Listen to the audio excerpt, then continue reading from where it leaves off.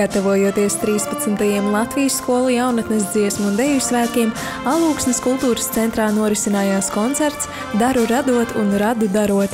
Tā dalībnieki, teju 500 bērni un jaunieši no Alūksnes novada, 3 koncerta daļās iepriecināja skatītājus ar saviem priekšnesumiem. Pati lielākā vērtība ir tā, ka dalībnieki ļoti dažādi. Tas ir puteju orķestris, koris, kokļu ansamblis, tautas dejas, mūsdienu dejas, vizuālā māksla. Tas piedāvājums ļoti dažāds, un tas ir ļoti jauki. Šodienas mērķis, kāpēc mēs esam, parādīt, kā ir gājis un kādi ir rezultāti, cik skaisti priekšnesumi ir mūsu koncertā. Dejo gan mazāki, gan lielāki, un saprast, ka ļoti svarīga ir pēctecība.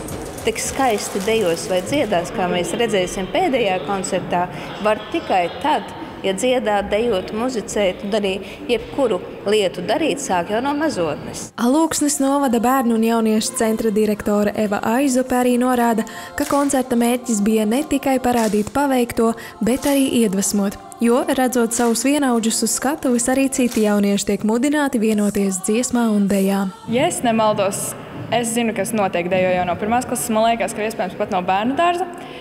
Un, vēl projām 11. klasē vēl projām dejoju, ļoti patīk. Piedalīsimies Lieluzdamā Viedvasara, 10. 12. klases A grupas dejas. Dejojam, skatēt dejojam. Ļoti interesantas, nepierastas noteikti.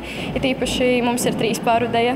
Nav pierasta, varbūt varētu pat nešķist īsti tik daudz, tik tautiska un īsti varbūt tik daudz tie tautiskie soļi, bet tehniski tieši vairāk. Bet prieks, kā jau teica mūsu vadītāji, ir pirmo reizi. Mēs bijām ļoti laimīgi, kad uzzinājām, ka mums tiešām būs tāda iespēja. Liela loma bērnu izaugsmē gan dziesmā, gan dejā ir pedagogiem, jo viņi nevien māca tehniskās prasmes, bet arī iedvesmo.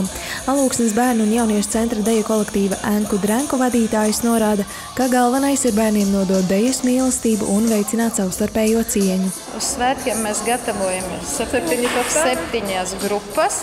Pirmo klasīti, kas šogad pirmo klasīti sāka, tos bērnus šogad neņemam uz svētkiem, lai viņi pierod pie skatuves. Bet tā mums ir 1. 2. klase, 1. 4. klase, 3.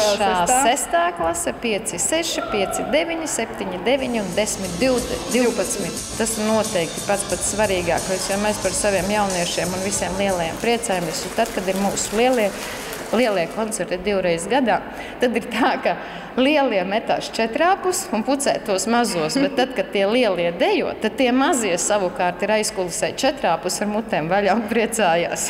Tad viens pa visiem, visi par vienu. Jā. Koncerts kalpoja kā nozīmīgs atskaites punkts, kas iezīmē ceļu uz Latvijas skolu jaunatnes dziesmu un deju svētkiem, kas norisināsies no 5. līdz 13. jūlijam.